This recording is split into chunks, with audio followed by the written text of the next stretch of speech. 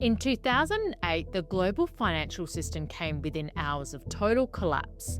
Not a recession, not a correction, actual collapse. Banks stopped trusting each other overnight. Lending froze, credit dried up. Institutions that have been standing for over a century were teetering on the edge. Governments around the world scrambled to intervene because when the financial system goes, the modern economy goes with it. Which raises a pretty simple question.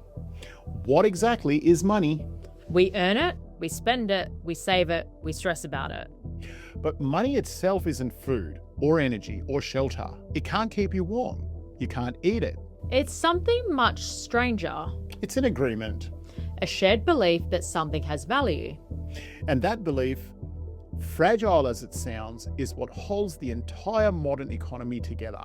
G'day, I'm Shannon. And I'm Sherry. Welcome back to Put It Plainly. The show where we cut through the jargon and explain the world's biggest ideas in plain lingo.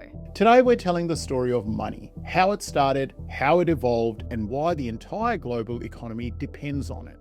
Let's put it plainly. Long before money existed, people traded directly. You make pots, I go grains, we swap. This is called barter. Simple enough in theory, but barter has one absolutely maddening problem. Economists call it the double coincidence of wants. Both people need to want exactly what the other person has at the same time. So if you're a farmer with a sack of grain and you need shoes, you have to find a cobbler who specifically wants grain. Right now, today. And if the cobbler wants fish instead, now you're wandering around trying to find a fisherman who wants grain so you can trade that for something the cobbler actually wants. You've basically got a second full-time job just doing the transactions. As societies grew larger and more complex, barter became hopelessly inefficient. People needed something better, a universal middleman. The first solution was commodity money. Objects that had real, tangible value in themselves used as that universal middleman. Different cultures landed on different things. Shells, cattle, cloth, cocoa beans. And on the island of Yap in the Pacific, giant stone discs, some taller than a person. Some of them were so massive you couldn't physically move them. So you just announced you owned one, everyone in the village agreed, and that was that. Which honestly isn't all that different from how money works today. We'll come back to that though. But eventually, across most of the world, one commodity rose above all others: precious metals, gold and silver. Gold doesn't rust, it doesn't rot, it doesn't spoil. It's rare enough to be valuable, but not so rare you never encountered it. You can melt it down, divide it and reshape it.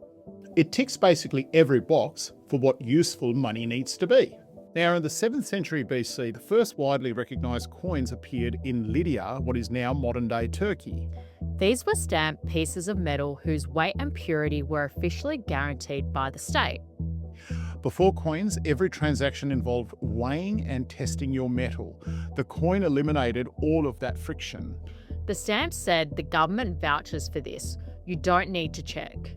Coins spread rapidly through empires and trading networks. The study of historical coins and currency even has its own academic field called numismatics. And the coin remained the dominant form of money for well over 2,000 years. As trade expanded across Europe and the Middle East, carrying large amounts of coins became slow, heavy, and dangerous. Merchants needed safer ways to move value across long distances without physically lugging a chest of gold across a mountain range. During the Crusades, the Knights Templar developed some of the earliest banking services. Pilgrims could deposit money in Europe and withdraw equivalent funds when they arrived in the Holy Land. No coin physically crossed the Mediterranean, just a letter, a promise, an agreement between institutions. Later, the great Italian merchant cities refined those tools further. Banking dynasties like the Medici developed bills of exchange and early credit systems. Merchants could now transfer funds across continents without a single coin changing hands. The foundations of modern banking had been quietly laid in the counting of houses of Florence and Venice. Meanwhile, another innovation was emerging on the other side of the planet. The first known paper currency appeared in Sung Dynasty China around the 10th century. Merchants deposited their coins with trusted institutions and received paper receipts in return. And then something interesting happened. People started trading the receipts directly instead of going back to collect the actual coins. Why carry a heavy bag of gold when you can carry a piece of paper that says you have the gold? This is the moment money gets genuinely philosophical. The paper itself is worthless. A slip of parchment is nothing. What gives it value is trust. The belief that you could get the gold if you wanted it. The belief that everyone else believes the same thing. Money was becoming increasingly abstract, and that abstraction was just getting started. Now, by the early modern period, governments began establishing central banks. Institutions like the Bank of England, founded in 1694, issued national currencies and managed government finances. Most countries linked their currencies to gold. This became known as the gold standard. Under the gold standard, every note in your wallet could theoretically be exchanged for a fixed amount of real gold. It kept governments honest. You couldn't just print unlimited money. But here's where it gets interesting. Goldsmiths and early bankers noticed something. People almost never came to collect their gold all at once. So they started issuing more receipts than they had gold, lending out money they didn't technically possess and charging interest on it. This is fractional reserve banking, the entire modern banking system in embryonic form in a 17th century London goldsmith shop. It works brilliantly right up until everyone wants their gold back at the same time, which is called a bank run. And it's ended badly many times throughout history. After World War II, the global economy was in ruins and the world needed a new financial order.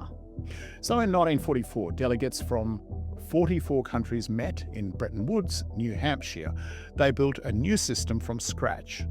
Most major currencies would now be pegged to the US dollar, and the US dollar itself would be convertible to gold at a fixed rate. So America was by far the world's largest economy, held most of the world's gold, and had emerged from that war with its industries intact. The dollar became the anchor of global finance. This arrangement held for about 25 years. Then in 1971, President Nixon made a phone call that changed the nature of money forever. He ended the dollar's convertibility into gold. Just like that, the gold standard was over. Currencies were now floating worth whatever markets said they were. Today, virtually all the world's currencies are fiat currencies, money backed not by gold, but by government authority. Fiat, from the Latin for let it be so. The government decrees it has value, everyone acts as though it does, and because everyone acts as though it does, it does. Government enforced vibes, essentially. Once currencies were no longer tied to gold, they began fluctuating against each other constantly. This gave rise to the modern foreign exchange market, today the largest financial market on the planet. Trillions of dollars traded every single day. Another quiet revolution also happened in the 1970s. Global oil trade began being priced almost exclusively in the USD. This is what people call the petrodollar system. If you want oil, you need dollars to buy it, which means almost every country on earth needs to hold US dollars. That single arrangement has done more to entrench American economic power than almost anything else in the post-war era. In recent years, the BRICS countries, Brazil, Russia, India, China, and South Africa, have been actively discussing alternatives. Whether that reshapes global finances remains to be seen. And that's where we are now. Increasingly, money isn't even physical anymore. Something like 90 to 95% of money in modern economies exists only as digital numbers in a computer. When your employer pays you, no cash moves anywhere. When you tap your card at the supermarket, no cash moves. It's numbers in one database decreasing and numbers in another database increasing. The physical note in your wallet is almost a relic, a souvenir from an earlier version of the system. And then there's cryptocurrency. Bitcoin, Ethereum, and thousands of others that try to solve the trust problem in a completely different way. Instead of trusting a government or a bank to maintain the ledger, you trust a decentralised mathematical system.